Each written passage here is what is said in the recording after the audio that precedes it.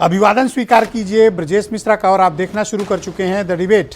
बहनों भाइयों, केंद्र की भारतीय जनता पार्टी के नेतृत्व वाली एनडीए सरकार अपने कार्यकाल का 9 वर्ष पूरा कर चुकी है और 10वें वर्ष में यानी चुनावी वर्ष में उसका प्रवेश हो चुका है।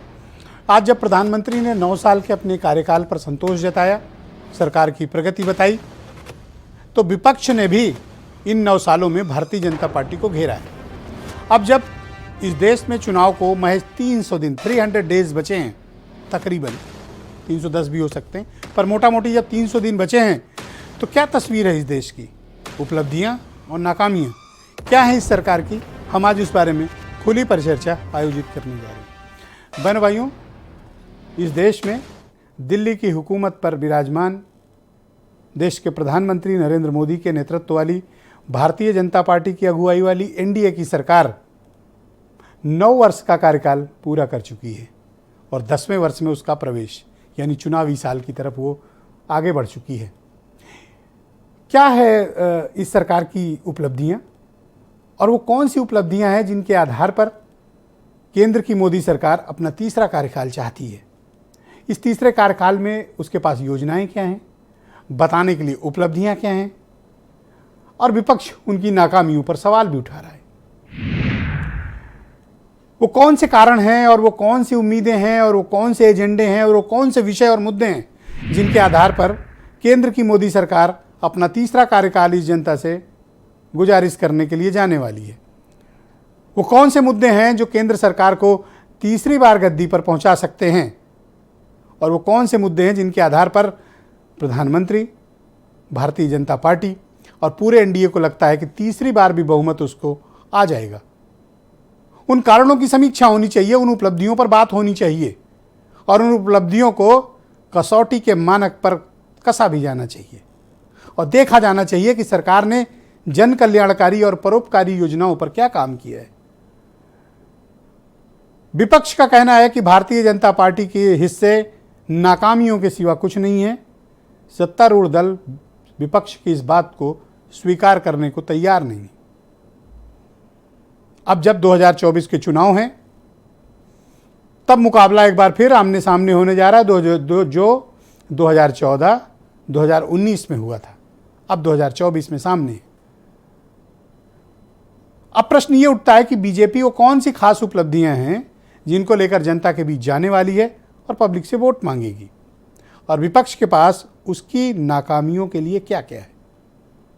जाहिर सी बात है कि हिमाचल प्रदेश और कर्नाटक में फुल फ्लेजेज गवर्नमेंट गंवाने के बाद अन्य प्रदेशों में हिंदी हार्टलैंड छोड़कर भारतीय जनता पार्टी काफ़ी दबाव में है। लेकिन जैसा मैंने पूर्व की डिबेट में भी ये बात कही, आज उस बात को फिर दोहरा रहा हूँ। भारतीय जनता पार्टी के लिए दिल्ली का रास्ता सिर्फ उत्तर प्रदेश से है। उत्तर प्रदेश की ताकत दिल्ली की ताकत है और भारतीय जनता पार्टी की आत्मा उत्तर प्रदेश है और बीजेपी की राजनीति का पावर हाउस उत्तर प्रदेश है। यूपी की मिली ताकत ही केंद्र की मोदी सरकार को अगर तीसरा कार्यकाल मिलता है, ताकत यहीं से मिलने वाली है और उत्तर प्रदेश की ताकत में ही दिल्ली की गद्दी का फार्मूला छिपा हुआ है। क्या भारतीय जनता पार्टी इस फार्मूले को भुनाने में कामयाब होगी? ये फार्मूला जनता के बीच काम करेगा या फिर विपक्ष भारतीय जनता पार्टी को मजबूती से घेरने की कोशिश करेगा? भारत यात्रा का एक पार्ट हो चुका है, भारत यात्रा की दूसरा पार्ट राहुल गांधी जल्द शुरू करेंगे और उत्तर प्रदेश में विपक्ष उतना कमज़ोर नहीं है जितना कि आकलन किया जा रहा है, या फिर विपक्ष की ऐसी स्थिति नहीं है जो अन्य कई राज्यों में विपक्षी दलों की बीजेपी के सामने है। लिहाजा परफॉर्मेंस का दबाव राजनीतिक रूप से लोकसभा के चुनाव में किसी पार्टी पर है तो परफॉर्मेंस का प्रेशर बहनों भाइयों भारतीय जनता पार्टी पर है। विपक्ष के पास जब गठबंधन करके लड़े थे समाजवादी पार्टी और बीएसपी, तब वो 15 सीटें जीत पाए थे और कांग्रेस के पास 1 सीट, रायबरेली। यानी विपक्ष के हिस्से की जो सीटें हैं उनकी तुलना में आप बीजेपी की देखेंगे, तब जब सपा बसपा का डेडली कॉम्बिनेशन बना हुआ था तब बीजेपी इस परफॉर्मेंस के साथ आई थी। लेकिन बहनों भाइयों, मैं फिर इस बात को दोहराता हूं आपसे, असेंबली इलेक्शन में वोटर्स का यानी हमारे मतदाताओं का वोटिंग पैटर्न और बिहेवियर बिल्कुल अलग होता है और पार्लियामेंट में उनका वोटिंग पैटर्न और बिहेवियर बिल्कुल अलग होता है। यही मतदाता हैं, लेकिन मुद्दे, नेतृत्व, हुकूमतें बदलती हैं।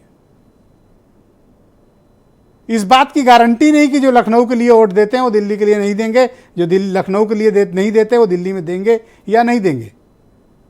इस प्रश्न को देखना पड़ेगा और इसमें छोटे छोटे प्लेयर्स की बहुत की भूमिका होने वाली है। आप उनको हल्के में एकदम ना लें, चाहे वो ओम प्रकाश राजभर हो, चाहे वो संजय निषाद हो, चाहे वो केशवदेव मौर्य ही क्यों ना हो, महान दल वाले, इन सबकी अपनी अपनी भूमिका है। और 2% 3% में उत्तर प्रदेश में बड़ी अधिकांश सीटों में सफाया हो जाता है। लिहाजा हर पार्टी को बहुत ही करीने से अपनी स्ट्रेटजी बना रही है। आप देख रहे होंगे बीजेपी को खास तौर पर, या अपोजिशन भी बीजेपी को कम्पीट करने की कोशिश कर रहा है, लेकिन विपक्ष अलग अलग राह पर है। समाजवादी पार्टी का अलायंस अपनी राह पर है, बीएसपी और कांग्रेस अपनी राह पर है। और अगर पिछले ही असेंबली वाले को ही जोड़ लें वोटिंग परसेंटेज में, तो तकरीबन 15% वोट शेयर तो ये दोनों पार्टियां गवर्न करती हैं। और 15% पे तो राजनीतिक इतिहास क्या, भूगोल भी बदल जाता है। लिहाजा जो आने वाला चुनाव है ये मुद्दों से ज़्यादा सामाजिक राजनीतिक समीकरण, छोटे बड़े अलायंस पार्टनर्स, सीटों का सही डिस्ट्रीब्यूशन, सही प्रत्याशियों का चयन, सही मुद्दों पर कायम रहना और पूरी ताकत के साथ जनता के बीच अपनी बात पहुंचाना, ये 3-4 चीज़ें होंगी जो 2024 में उत्तर प्रदेश के जो राजनीतिक परिदृश्य हैं उसमें बहनों भाइयों बहुत बड़ी छाप छोड़ने वाले हैं। आज हम इन सारे विषयों को आगे बढ़ाएंगे और इस पर एक गंभीर चर्चा को आयोजित करेंगे। आप कुछ स्टेटमेंट सुन लें। जितनी आपकी सामर्थ्य हो, बहुत सामर्थ्य है, हनुमान जी की तरह आपकी ताकत है। अपनी ताकत को याद करो। आप इसी उत्तर प्रदेश में 73 सांसद और 325 विधायक जिताए थे। सपा बसपा कांग्रेस और राष्ट्रीय लोक दल के गठबंधन के बाद भी 51% वोट के साथ 64 सांसद, अब तो 66 हो गए, 66 सांसद जिताए। और इस बार उत्तर प्रदेश में थोड़ा सा और जोर लगा करके 80 के 80 कमल खिलाओ। 9 साल का कार्यकाल कैसा रहा, इसको लेकर देश की जनता के दिल में बहुत निराशा है। हर वर्ग इस सरकार से निराश हुआ है। 9 साल में कोई वायदे इन्होंने पूरे किए नहीं। जो देश और प्रदेश में हो रहा है सब लोग समझ रहे हैं, लेकिन जो झूठे वादे करते हैं और देश और प्रदेश को जो धोखा देने का काम करते हैं वो सबके सामने बहुत जल्दी आएगा। बहनों भाइयों, केंद्र की मोदी सरकार के 9 कार्यकाल की उपलब्धियां और उनकी नाकामियों पर आज हम ये विस्तृत चर्चा करने जा रहे हैं। मेरे साथ आनंद दुबे भारतीय जनता पार्टी के प्रवक्ता हैं, सुरेंद्र राजपूत कांग्रेस के प्रवक्ता हैं, घनश्याम तिवारी समाजवादी पार्टी से हैं, सुरेंद्र राजपूत के मित्र आसिम वकार एमआईएम के राष्ट्रीय प्रवक्ता और उत्तर प्रदेश के प्रभारी, जो थोड़ी देर में ज्वाइन करेंगे, वैभव माहेश्वरी आम आदमी पार्टी के उत्तर प्रदेश के प्रवक्ता, स्वामी चक्रपाणी जी मेरे साथ मौजूद हैं, वीरेंद्र सिंह जी। आप सबका शुक्रिया और धन्यवाद। थोड़ी देर बाद आसिम वकार भी हमारे साथ होंगे। आनंद दुबे को कनेक्ट करते हैं। आनंद जी, शुक्रिया आपका डिबेट में आने के लिए। मेरा आपसे एक सवाल है, एक लाइन का सवाल। धन्यवाद विजय। 9 साल की आप अपनी उपलब्धियां बताएं कि कौन सी उपलब्धियां हैं जिनको लेकर आप जनता के बीच तीसरा मैंडेट मांगने जाने वाले हैं।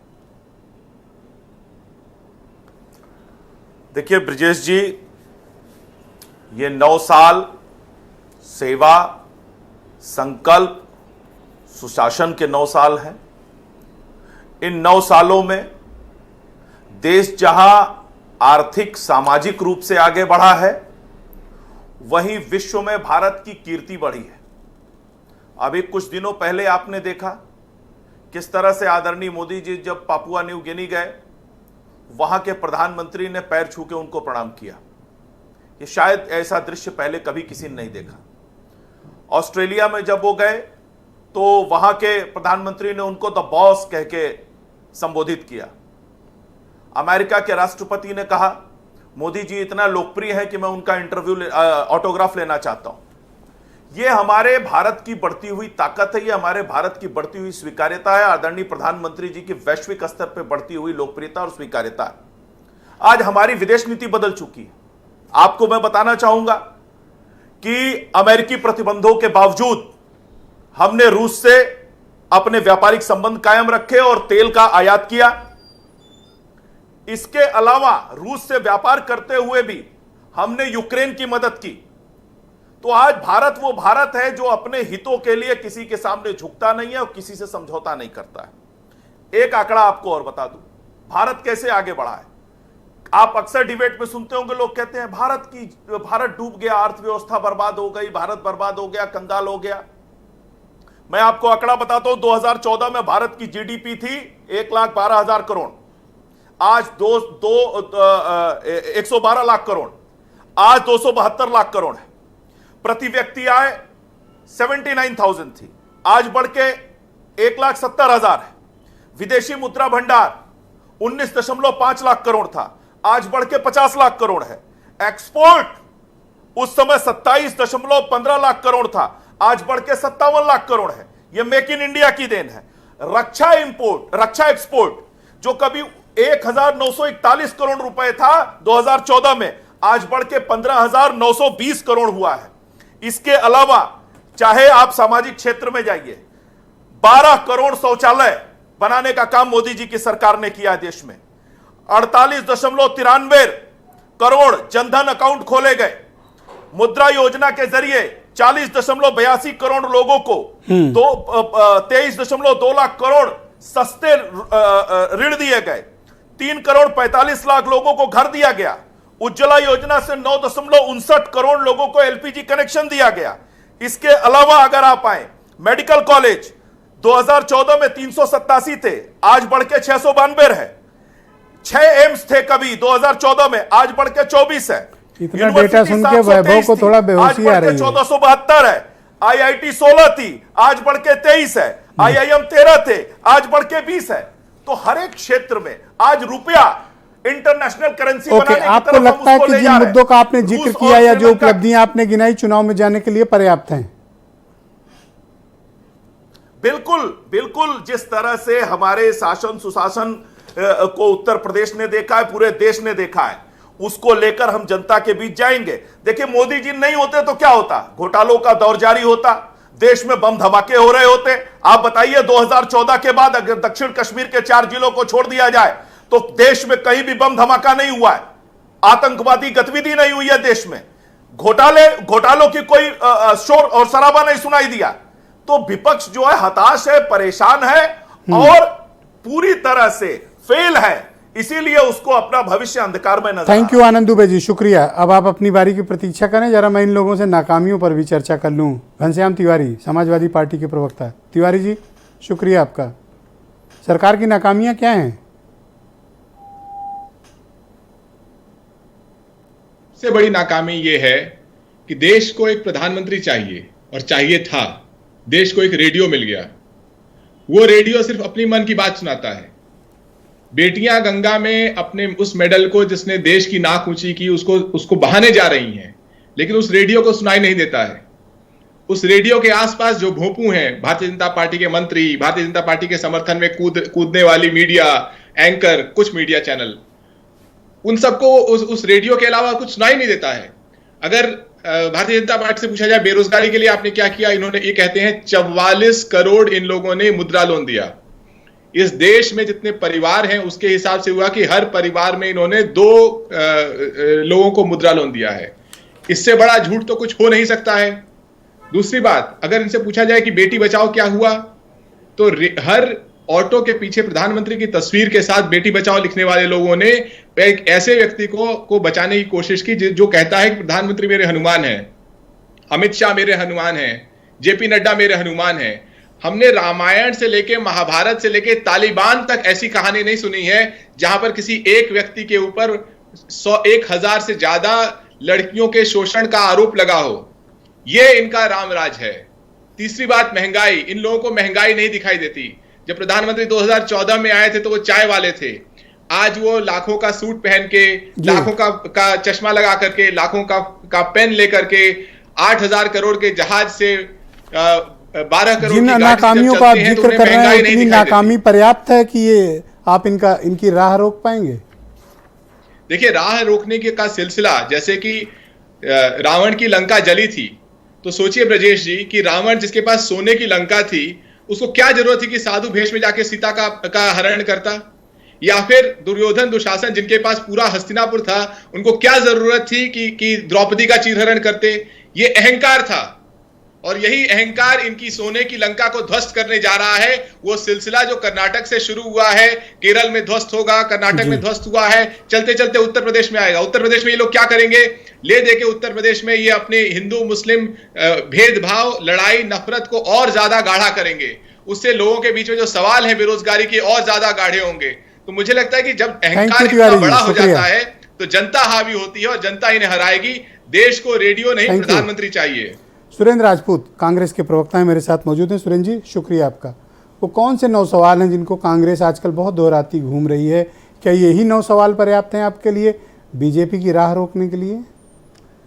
ब्रजेश भाई, कहते हैं ना कि तुम्हारी फाइलों में गांव का मौसम गुलाबी है, मगर ये आंकड़े झूठे, ये दावे किताबी हैं। लिख लो दुबे जी। तुम्हारी मेज चांदी की, तुम्हारे जाम सोने के, मगर किसान के हाथ में आज भी फूटी रकाबी है।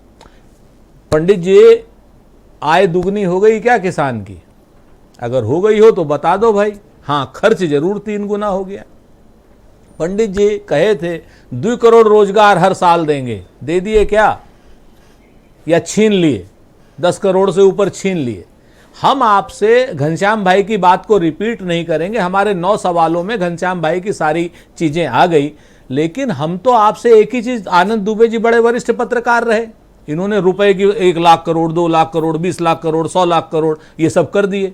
लेकिन ये नहीं बताया कि 2014 से लेकर के 2023 के बीच में अगर आप अपना 100 रुपया रख देते क्या नाम किसी बैंक में, तो आज की डेट में वो धन कितना हो गया होता? 5 साल में 100 का 200 और 10 साल में 200 का 400।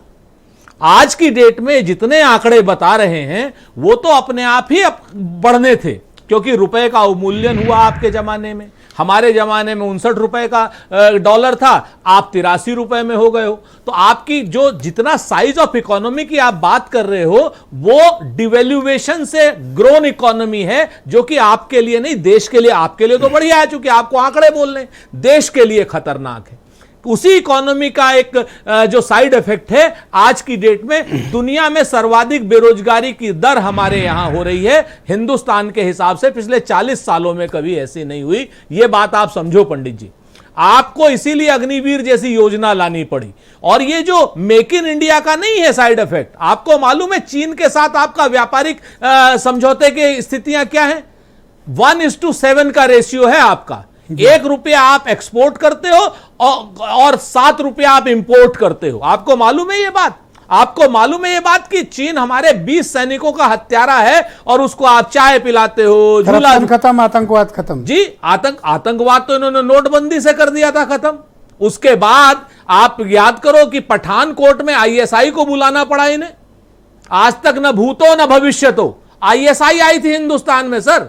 आतंकवाद की तो परिस्थितियां ये हैं कि आतंकी जो नॉन आतंकी है 2-2 लाख रुपए के, वो भारतीय जनता पार्टी के सक्रिय सदस्य हैं। कुछ तो ऐसे सदस्य हैं जिनको प्रदेश का रुतबा मिला हुआ है। जिन नाकामियों का आप जिक्र कर रहे हैं उतना पर्याप्त है कि आप बीजेपी को दिल्ली में रोक लेंगे? मैं आपको जिम्मेवारी से कहता हूं, नरेंद्र मोदी जी वर्सेस मुद्दे चुनाव होगा इस बार। भारतीय जनता पार्टी के पास ले दे करके अस्तांचल की ओर चलते हुए नरेंद्र मोदी जी हैं और हमारे पास ज्वलंत मुद्दे हैं। ज्वलंत मुद्दों पर इनको जवाब देना होगा और वो ज्वलंत मुद्दे आप सामाजिक सद्भाव से लेकर के, और यही एक कारण, एक 5 सेकंड और दे दीजिए, आप जिस तरीके से इन्होंने कर्नाटक में बजरंगबली का नाम लिया था, उसी तरीके से आज जैसे बजरंगबली ने इनकी पीठ में गदा मारी, इनके पास कोई मुद्दा नहीं, अली बजरंगबली के अलावा कोई मुद्दा नहीं है इनके पास। उसी तरीके से मध्य प्रदेश में महाकाल के नाम पर, पंडित जी, ब्रजेश भाई आप बताइए, महाकाल के नाम पर दुबे जी बताओ 855 करोड़ रुपए घोटाला, भगवान शिव के नाम पर रुपया खा गए, 7 सप्तऋषि आपने किए थे, 6 सप्तऋषि गिर गए। वैभव माहेश्वरी मेरे साथ मौजूद हैं, आम आदमी पार्टी के प्रवक्ता, और आसिम वकार भी हमें कनेक्ट हो चुके हैं। वैभव जी, स्वागत है आपका। मैं आपसे जानना चाहता हूं कि 9 साल का कार्यकाल पूरा हो गया। आज प्राइम मिनिस्टर का ट्वीट भी आपने देखा होगा, 30 तारीख यानी कल से, आज से ही भारतीय जनता पार्टी 1 महीने के 30 जून तक महासंपर्क जन अभियान पे जाने वाली है। देखिए, जब आप लोग सोच नहीं रहे हैं, ये जनता के बीच रोज जा रहे हैं, कैसे लड़िएगा इनसे? ये विजय जी, सवाल तो ठीक है कि कैसे लड़िएगा इनसे। महा नौटंकी कंपनी है और महा इवेंट मैनेजमेंट कंपनी है, महा झूठी पार्टी है। आनंद जी भी पेट भर भर के झूठ बोल रहे थे, इतना सारा डेटा मैनिपुलेट करने के लिए इनके पास है। इसको बात करने के लिए तैयार नहीं है कि पहले भारत की सरकार कितने घाटे में थी और अभी कितने घाटे में है, देश के ऊपर कितना कर्जा हो गया, इस पे बात करने में जीडीपी बताते हैं।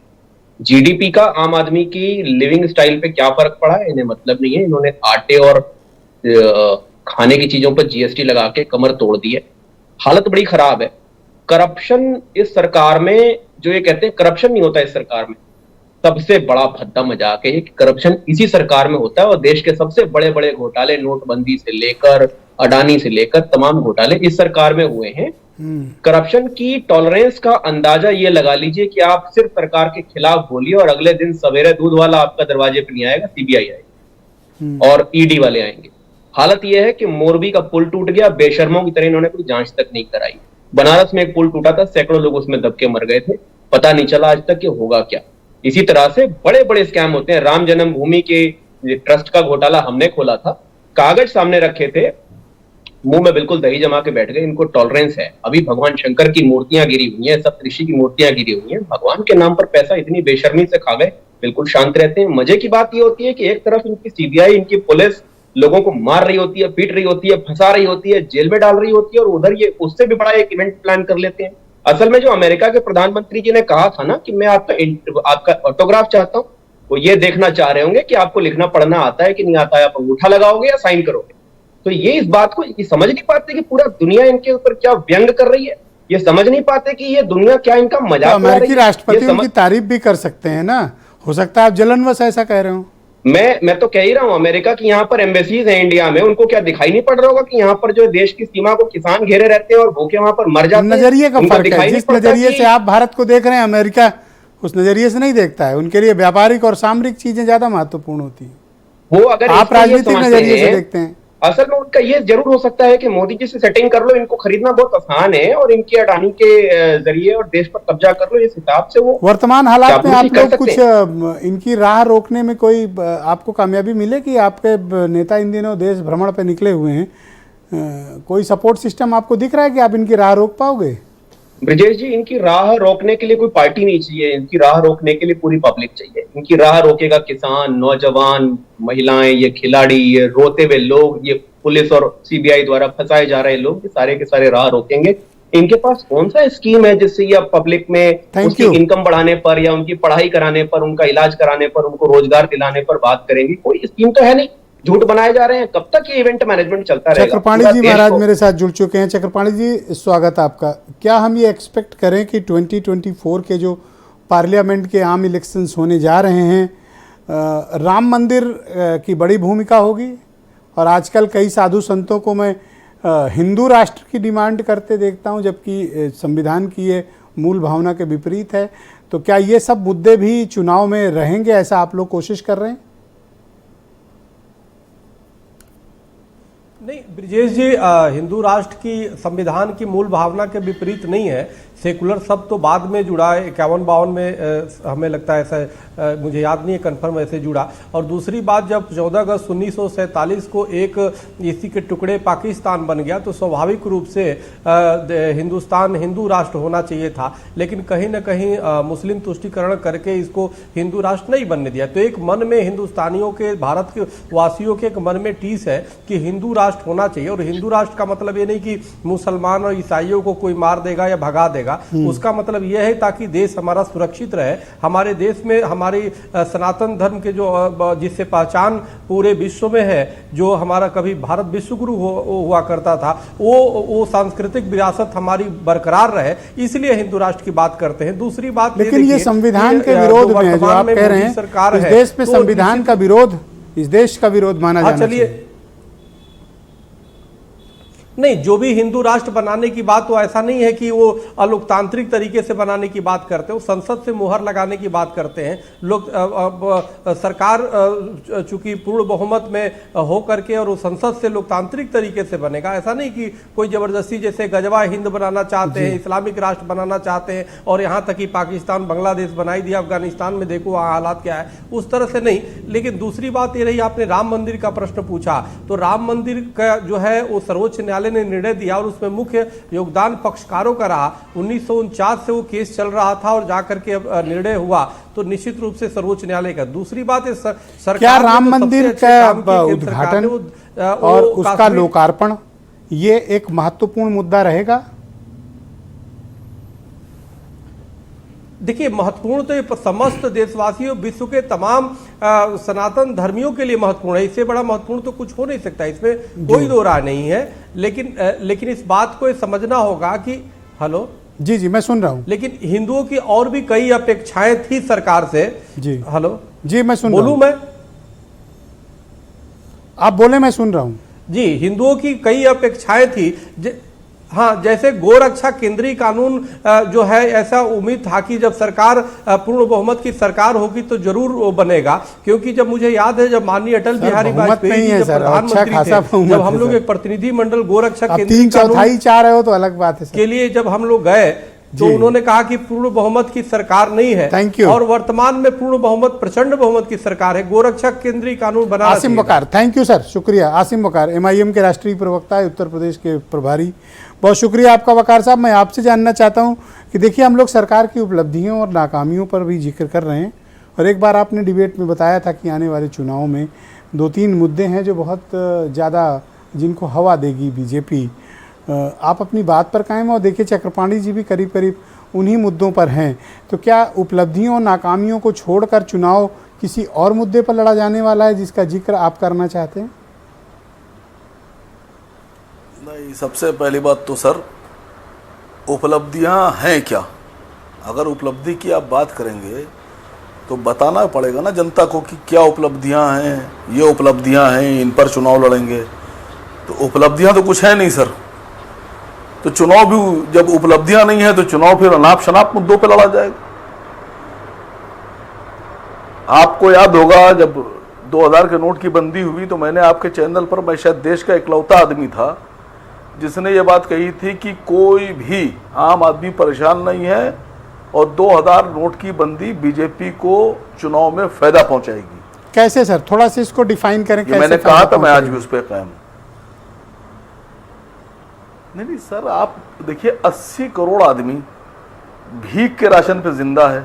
सरकार अगर उनको 5 किलो का राशन ना दे तो उनके पास खाने का राशन आप कैसे कह सकते हैं? ये थोड़ा कड़ा कमेंट नहीं हो गया, हार्श कमेंट? दान कह लीजिए, चंदा कह लीजिए, डोनेशन कह लीजिए, जो दिल चाहे कह लीजिए, मदद कह लीजिए। 80 करोड़ आदमी 5 किलो राशन फ्री में चाह रहा है, उसके पास पैसे नहीं है। जिसके पास पैसे होते हैं वो फ्री में नहीं लेता है सर। 145 करोड़ की आबादी में 145 करोड़ की आबादी में 80 करोड़ आदमी तो ऐसा है जिसके पास पैसे ही नहीं है, ना 2000, ना 500, ना 100। ये जो 2000 का नोट बंद किया है, ये है कहां? मैंने उस दिन भी सवाल पूछा था, मैं आज भी पूछ रहा हूं, ये कहां है, किसके पास है? आम आदमी उतना नहीं सोचता है सरकार के पास सब आंकड़े हैं। ये जो 2000 रुपया बंद किया इन्हीं ने, ये मैं बता रहा हूं कहां है। देश में 8 करोड़ 22 लाख टैक्स पेयर हैं, कुल 8 करोड़ 22 लाख टैक्स पेयर हैं। उन 8 करोड़ 22 लाख में 7.5 करोड़ आदमी ऐसा है जिसके पास पैन कार्ड तो है लेकिन वो 0 टैक्स पे करता है। पैन कार्ड रखे है, रिटर्न भरता है, लेकिन 0 टैक्स। बचे 72 लाख। ये 72 लाख आदमी जो है वो टैक्स देता है। 72 लाख आदमी में लगभग 30 लाख आदमी ऐसा है जो 1 लाख रुपए या उससे ज्यादा का टैक्स देता है, और 5,500 आदमी ऐसा है जो 1 करोड़ से ऊपर का टैक्स देता है। यानी ये 2000 के नोट इन्हीं 72 लाख लोगों के पास कहीं होंगे जी। ये बीजेपी भी जानती है, सरकार भी जानती है, नेता भी जानते हैं, और जो मैं समझता हूं काबिल लोग हैं वो सब जानते हैं। आम आदमी का इससे मतलब ही नहीं है। एक भी आदमी का रुपया ऐसा नहीं होगा जो ना बदला जाए। अभी बीजेपी जिस पिच पर खेल सबके रही रुपए है, बदले आपको लगता है जाएंगे। कि उसी पिच पर रहेगी या पिच बदली हुई होगी वकार साहब?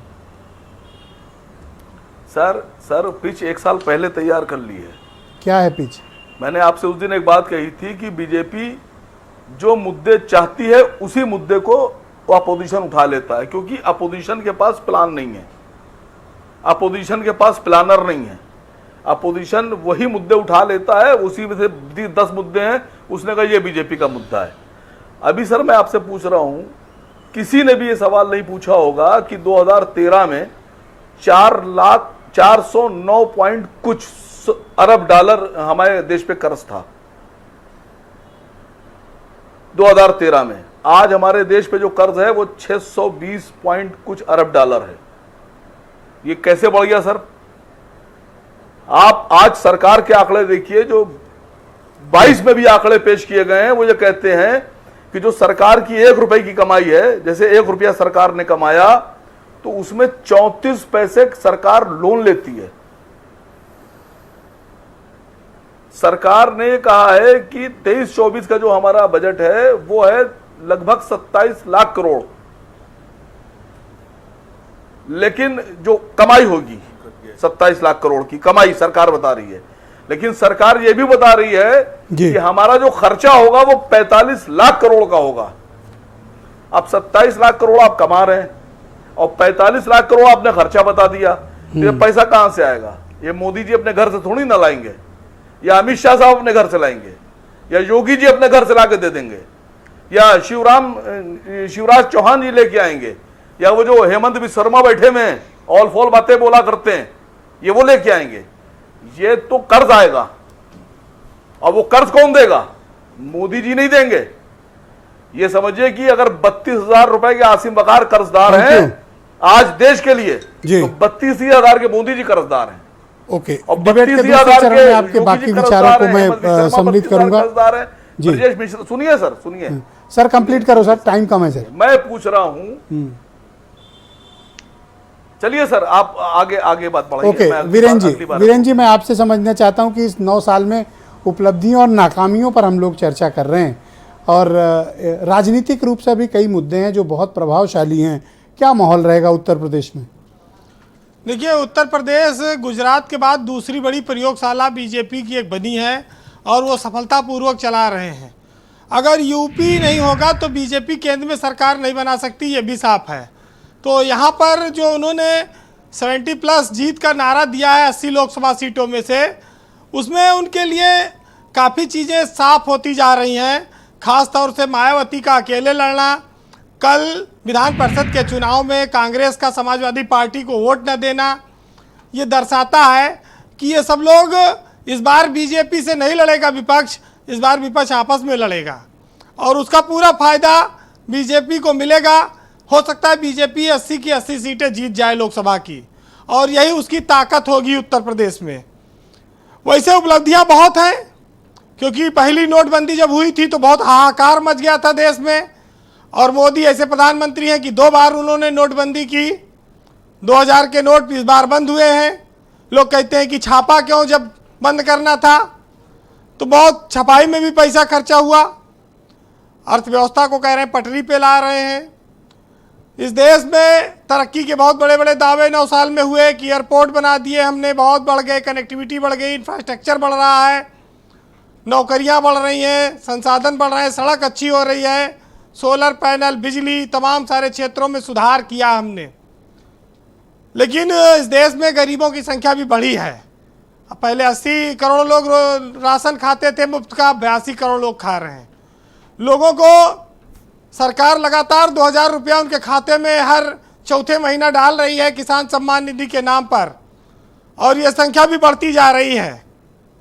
डॉलर के मुकाबले रुपया लड़खड़ाता रहा है और ये लड़खड़ाहट कभी ठीक नहीं हो पाई, मजबूत नहीं हो पाया। मोदी इतना जरूर करते हैं कि वो एक मजबूत प्रधानमंत्री के तौर पर उभरे हैं और विदेशों में उन्होंने भारत की साख को ऊंचा किया है, मजबूत बनाया है। राजनीति में सफलता का जो पैमाना है वो चुनाव है, लोकप्रियता है। मोदी के नाम पर वोट इस देश में मिलता रहा और अभी भी बीजेपी को मिल रहा है। तीसरी बार वो सरकार बनाने की इच्छा रखते हैं, लेकिन हर बार एक परीक्षा देनी होती है 5 साल पर, और वो परीक्षा देनी होगी। ये भी देखना होगा कि इस बार मोदी बनारस से चुनाव लड़ेंगे या किसी और राज्य की ओर रुख करेंगे। ये एक बड़ा सवाल है। भारत आज एक मजबूत राष्ट्र के तौर पर पिछले 9 सालों में बीजेपी का दावा है कि उभरा है, और राष्ट्रीय फलक पर, अंतर्राष्ट्रीय स्तर पर भारत की साख बहुत बड़ी है। इसमें कोई शक नहीं कि स्थायी सरकार, स्थिर सरकार, बहुमत की सरकार देश का सम्मान बढ़ाती है और राष्ट्रीय स्तर पर भी सारी चीज़ों को वो मजबूती प्रदान करती है। लेकिन जिस तरह से सीबीआई, ईडी और तमाम सारी संस्थाओं का इस्तेमाल हुआ है, उससे लोग ये कहते हैं कि बीजेपी कांग्रेस से बहुत आगे निकल गई है अभी अपने विरोधियों को निपटाने के मामले में। तो इसको भी एक उपलब्धि के तौर पर माना जाए कि इधर बोले नहीं, उधर सीबीआई का छापा पड़ा नहीं। आईटी, ईडी, सीबीआई तमाम सारी चीज़ें हैं। और आप देखते हैं कि हमारे देश में इतिहास जो विजेता रहे हैं उन्होंने लिखा है या अपने हिसाब से लिखवाया है। मोदी ने एक नई संसद बनाकर देश में वो उन्होंने दिया है, और इस नाते वो इतिहास के पन्नों में अमर भी हो गए हैं जब तक ये संसद चलती रहेगी। बीजेपी ने कुछ और सफलताएं भी हासिल की कि तिकड़मबाजी से सरकारें गिराना और अपनी सरकारें बनाने का भी हुनर बीजेपी ने बहुत मजबूती से सीखा पिछले 10 सालों में। उसको महारत हासिल हुई। लेकिन सियासत की अपनी अपनी मजबूरियां भी हैं। जहां बहुमत न मिले वहां बहुमत जुटाने की व्यवस्था करनी पड़ती है, चाहे महाराष्ट्र हो चाहे मध्य प्रदेश हो। बीजेपी के सामने लेकिन चुनौती हिमाचल और कर्नाटक लेकर आए हैं। मोदी और उनकी टीम को इस लोकसभा चुनाव में इससे पार पाना होगा। उत्तर प्रदेश से उनको बड़ी उम्मीदें हैं। योगी और मोदी की जोड़ी उत्तर प्रदेश में लगातार चुनाव जीत भी रही है। जितने उपचुनाव हुए, अभी निकाय के चुनाव हुए सामान्य, वो भी जीता इन लोगों ने। तो बीजेपी की संभावनाएं सब कुछ टिकी हैं योगी और उत्तर प्रदेश पर, और इसीलिए बीजेपी बहुत ध्यान भी यहाँ दे रही है। लेकिन ये सियासत है, यहाँ जनता के मूड को भांप पाना आसान नहीं है। ब्रजेश जी, उत्तर प्रदेश अगर बीजेपी की लाज कोई बचा सकता है तो यूपी बचाएगा, और उसमें योगी की सरकार का बड़ा योगदान होगा। बहुत सारी चीज़ें हैं, बहुत सारी बातें लोग कहते हैं, लेकिन ये माना जा सकता है कि एक स्थिर सरकार अगर देश में रहे 5 साल, वो कुछ भी ना करे, तब भी अर्थव्यवस्था और बहुत सारी चीज़ों के लिए फायदेमंद होता है, क्योंकि बार बार चुनाव से देश का नुकसान होता है। ये बात सही है जी। लेकिन किसी भी राजनीतिक दल को या व्यक्ति को देश से बड़ा न कभी वो रहा है न समझा गया है जी। इस देश में जनता ने हमेशा अपने जनमत से, अपने वोट से इस बात को साबित किया है। तो 5 साल पर लोगों को आता है चुनाव का मौका। देखिए, सर्जिकल स्ट्राइक जो पाकिस्तान में हुई थी, उस पर मोदी को बहुत बड़ा सहारा मिला। एक देश में राष्ट्रवाद की भावना तेजी से उभरी थी और उसी समय चुनाव हो गया था, उसका फायदा मिला था। आज 10 साल बाद कितनी एंटी इनकम्बेंसी है, ये चुनाव में आने वाले समय में देखना होगा, वक्त बताएगा। लेकिन ये जरूर है कि बीजेपी उत्तर प्रदेश से एडवांटेज में रहेगी, लाभ में रहेगी। वो अधिक से अधिक सीटें यहीं से जीतना चाहती है। वैसे नाकामी पे जो लोग आज बीजेपी को घेर रहे हैं, बीजेपी के पास हर नाकामी का एक जवाब है नेहरू जी। और नेहरू पर एक कविता है छोटी सी, सुनिएगा कि करता नेहरू धरता नेहरू और कत्ल करें ये मरता नेहरू, तिल भी नेहरू ताड़ भी नेहरू, गलत हुआ तो आड़ भी नेहरू, अच्छे हैं ये गाली नेहरू, गलती इनकी जारी नेहरू, प्लस है इनका माइनस नेहरू, हार्ड डिस्क है वायरस नेहरू, कार में नेहरू प्लेन में नेहरू, इनकी हर कंप्लेन में नेहरू।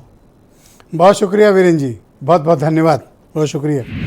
बहनों भाइयों, इस केंद्र की मोदी सरकार के 9 साल के कार्यकाल की उपलब्धियों और नाकामियों पर हम चर्चा कर रहे हैं और इस पर भी चर्चा कर रहे हैं कि चुनाव किन मुद्दों पर होगा और इस पर भी चर्चा कर रहे हैं कि उत्तर प्रदेश का राजनीतिक परिदृश्य आने वाले वक्त में क्या होगा। एक तस्वीर स्पष्ट होनी चाहिए, जो धुंधली तस्वीर है वो अब थोड़ा थोड़ा उभरना शुरू हुई है। कितनी उभरी है, इस बारे में चर्चा करेंगे। आनंद दुबे हैं उत्तर प्रदेश में भारतीय जनता पार्टी के प्रवक्ता। जब आपके पास दुबे जी बताने के लिए इतनी उपलब्धियां जिनका जिक्र आप डिबेट के प्रथम चरण में कर रहे थे, तो फिर ये कम्युनल इश्यूज़ पर आपका फोकस इतना क्यों रहता है? अगर आप कहेंगे तो मैं कम्युनल इश्यूज़ को डिफाइन भी कर सकता हूँ। गो हेड, आप बोलें। नहीं ब्रजेश जी, हम कम्युनल इश्यूज की बात नहीं करते हैं। कम्युनल इश्यूज की बात तब उठती है या इस तरह की बातें तब उठती है जब विपक्ष इस तरह की बात करता है। अभी आतंकवाद की बात की हमारे बड़े भाई सुरेंद्र राजपूत जी ने कि आतंकवाद कहाँ खत्म हो गया, आतंकवाद तो नोटबंदी के साथ ही खत्म हो गया था, इस तरह के जुमले इन्होंने गढ़े। अरे आतंकवाद आज देश में, अगर कश्मीर को छोड़ दीजिए तो पूरा देश में आतंकवाद की एक भी घटना नहीं हुई है।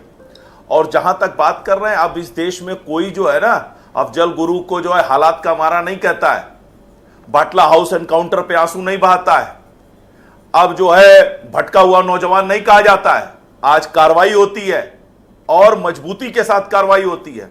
आपने चीन की बात की, अरे गलवान और डोकलाम में जब हमारे देश के वीर सैनिक चीन को धूल चटा रहे थे तो राहुल गांधी जी चीन के पक्ष में बयान दे रहे थे, कह रहे थे कि भारत की सेना को चीन की सेना ने पीट दिया। भारत सरकार कह रही है, भारत की सेना का बयान आ रहा है कि हमने चीन को पीटा है, लेकिन राहुल गांधी जी कह रहे हैं कि चीन ने हमें पीटा है। सोर्स ऑफ इंफॉर्मेशन क्या था आपका? पीएलए या फिर चीन की कम्युनिस्ट सरकार जिसके साथ आपने गोपनीय गठबंधन किया था? इसके अलावा आपने रुपए की बात की, मैं बिल्कुल कहता हूं, और एक शेर भी याद आ गया कि वो अगर जहर देता तो दुनिया की निगाहों में आ जाता, मगर उसने ये किया कि वक्त पर दवा न दी। आपने कुछ नहीं किया, आपने इन चीजों को ठीक करने के लिए कुछ नहीं किया। आज रुपया, आज रूस के साथ श्रीलंका के साथ रुपए में कारोबार हो रहा है। 64 देशों ने रुपए के साथ कारोबार करने में दिलचस्पी जताई है। नेपाल में नहीं इजराइल चल रहा हो या है, जर्मनी हो, ऐसे देश जो हैं, नेपाल नहीं ले रहा है 2500 की नोट। सुनिए, रुपए को इंटरनेशनल करेंसी बनाने की दिशा में भारत की सरकार काम कर रही है। आपने कभी यह प्रयास नहीं किया। नेपाल इसके अलावा आपने महंगाई की बात की, मैं वो भी डेटा आपको बता देता हूं। 2009 में महंगाई 10.8, 2010 में 11.9, 2011 में 8.85, 2012 में 9.3 और 2013 में 11%। आज महंगाई दर कितनी है? G20 के जितने भी देश हैं उनसे कम महंगाई जो है भारत में है। कोरोना की भीषण विभीषिका झेलने के बाद भी हमारी अर्थव्यवस्था, आप ये क्लेम कर रहे हैं कि इस वक्त कोई महंगाई नहीं है। सबने ये बात कहा कि भारत आपका ये क्लेम है कि अभी कोई महंगाई नहीं है, फिर भी आपको कुछ कोई महंगाई नहीं है, आप क्लेम करते हैं। यूपीए शासनकाल से कम महंगाई इस समय चल रही है और हम इसको और नियंत्रित करने का प्रयास कर रहे हैं। और असीम वकार जी ने कहा कि भीख, अरे शर्म आनी चाहिए आपको, इस तरह की बात कर रहे हैं। यह भीख नहीं है, यह एक सरकार का कर्तव्य है कि अगर कोरोना में जब सारी कल कारखाने इंडस्ट्री बंद हो चुके थे, जनता जो है, जनता के कमाई का जरिया बंद हो चुका था, तब उस जनता का पेट भरने का काम अगर किसी ने किया तो नरेंद्र मोदी जी की सरकार ने किया। और धीरे धीरे जब अर्थव्यवस्था सुधर रही है तो हम इसको और सुदृढ़ करने का काम कर रहे हैं। पहली बार कोई सरकार आई, कंफर्म कर रहे हो कि आप कोई कम्युनल इश्यूज पर चुनाव नहीं लड़ोगे, जैसा कि इन लोगों को आशंका है। नहीं दे पाए, कोई कम्युनल इश्यू पे चुनाव नहीं लड़ोगे, बिजली का कनेक्शन नहीं दे पाए, आप एलपीजी कनेक्शन नहीं दे पाए। थैंक यू, शुक्रिया। ओके भाई घनश्याम तिवारी जी, ये तो कह रहे हैं उपलब्धियां बताने के लिए हजार हैं, हम क्यों कम्युनल इश्यूज पे जाएंगे? नहीं जाएंगे। जब आप छेड़ते हो तब बोलते हैं, नहीं तो नहीं बोलते। देखिए, एक शेर इन्हीं के जवाब में मैं कहता हूं जो अभी बनाया है। मैंने कोई मुशायरा नहीं बुलाया, मुझे पता होता तो मैं जरूर आयोजित करता। आप फिर भी बता देता हूं, शेर बन के नजर आता है, शेर सा चला आता है, जब साहस दिखाने का वक्त आता है तो ढेर सा हो जाता है। ये जो बेटियां अपनी मेडल की तिलांजलि दे रही हैं, इसी शेर के सामने दे रही हैं।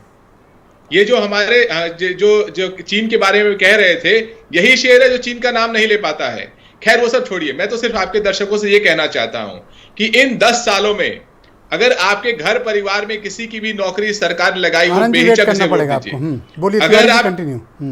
अगर आप किसान हैं और आपकी आय दोगुनी छोड़िए 1.5 गुनी हो गई हो, तो आप इनको वोट दीजिए। आज गांव में 60-65 रुपए किलो दूध मिल रहा है, अगर आपको 30 रुपए किलो मिले तो बेहिचक वोट दीजिए। लेकिन अपने पेट पे लात मार के, अपने बच्चों की फीस देने में अगर आप स्ट्रगल कर रहे हैं, अपने युवा बेटे बेटियों को रोजगार देने में स्ट्रगल कर रहे हैं, तो इनकी बातों में आके इन्हें वोट नहीं दीजिएगा, वरना वो आपके अपने परिवार की खुशहाली की ताबूत की आखिरी कील होगी। जो सरकार सिर्फ रेडियो बन जाती है, वो सरकार आपके वोट के लायक नहीं है। Thank you. सुरेंद्र राजपूत जी, ये बता रहे हैं कि यूपीए यानी जो आपकी सरकार थी यूपीए 2, उससे हम अच्छे हैं।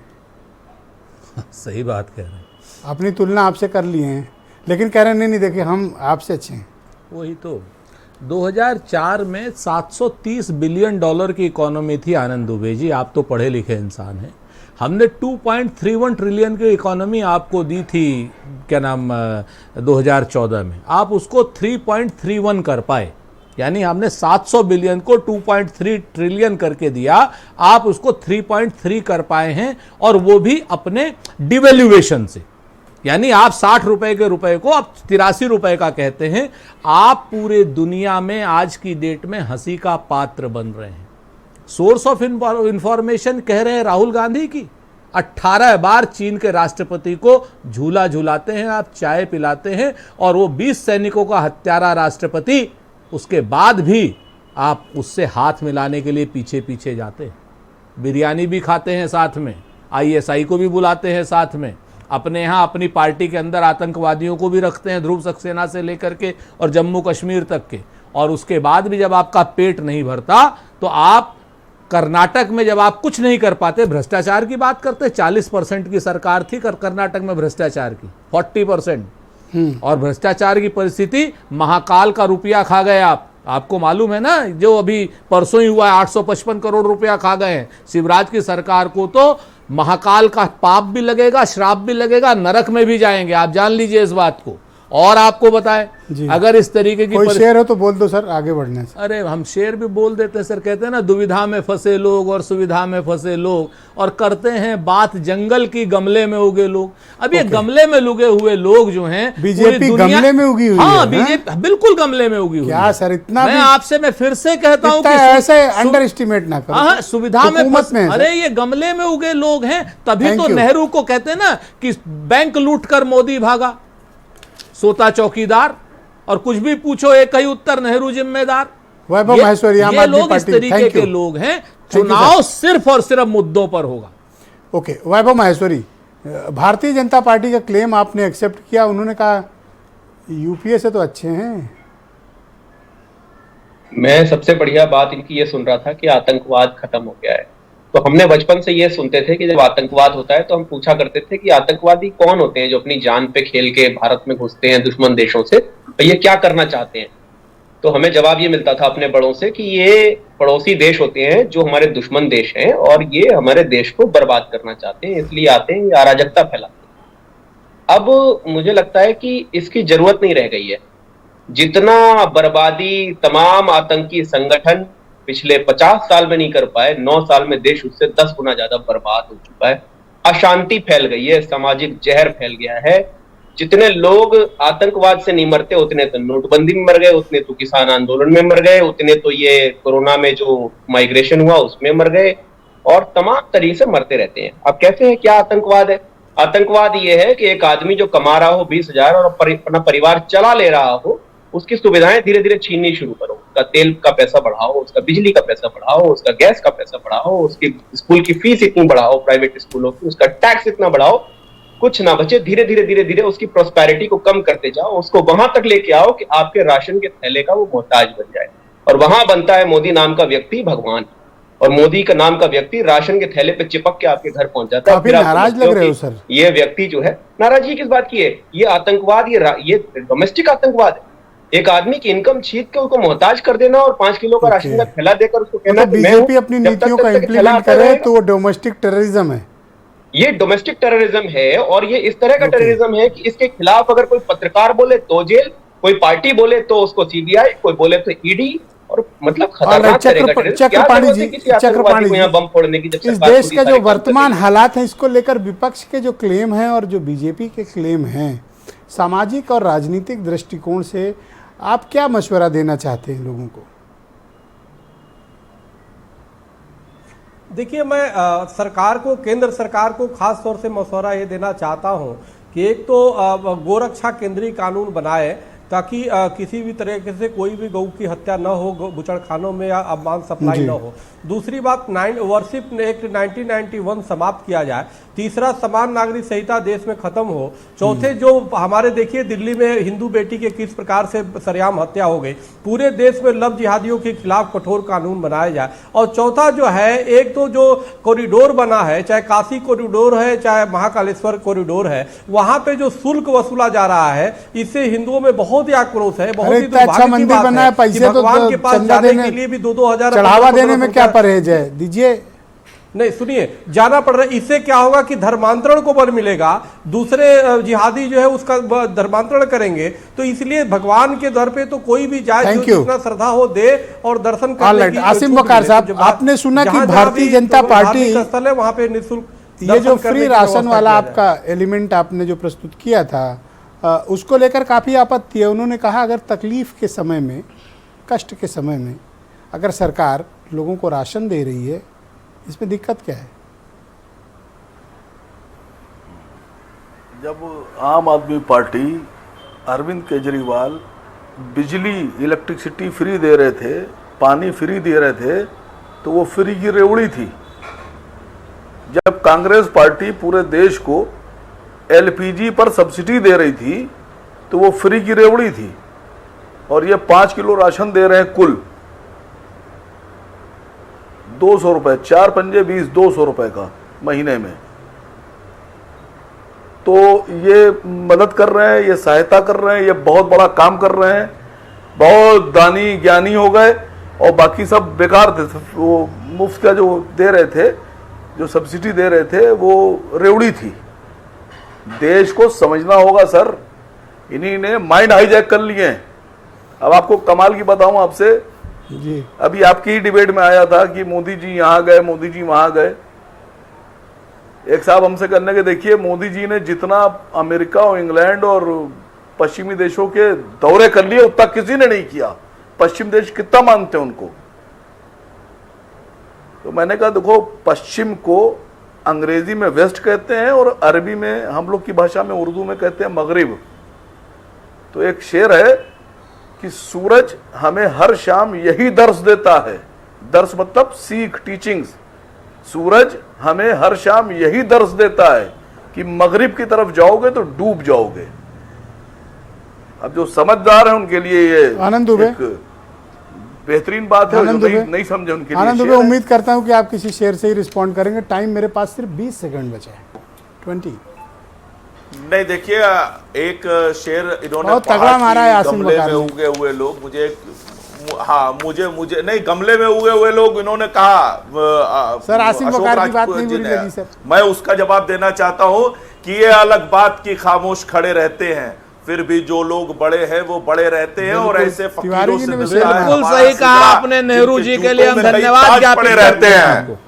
इसीलिए मैं कह रहा हूं, जिनके जूतों में कई ताज पड़े रहते हैं, आप लोग अरे नेहरू जी के लिए आपने कहा, बहुत धन्यवाद है आपको आनंद जी। आप लोग गांधी परिवार के आगे पीछे घूमने वाले लोग, आप लोग बड़ी बड़ी बातें करते हैं, दूसरों को गमले में उगा हुआ। अरे आपके गमले में जो लगा है उसको तो आप बहुत शुक्रिया, नहीं पाया आज तक, और दूसरों के गमलों पर। शुक्रिया, धन्यवाद, बहुत बहुत शुक्रिया। और बहनों भाइयों, आप सबका भी बहुत बहुत धन्यवाद इस कार्यक्रम को देखने के लिए। धन्यवाद, नमस्कार।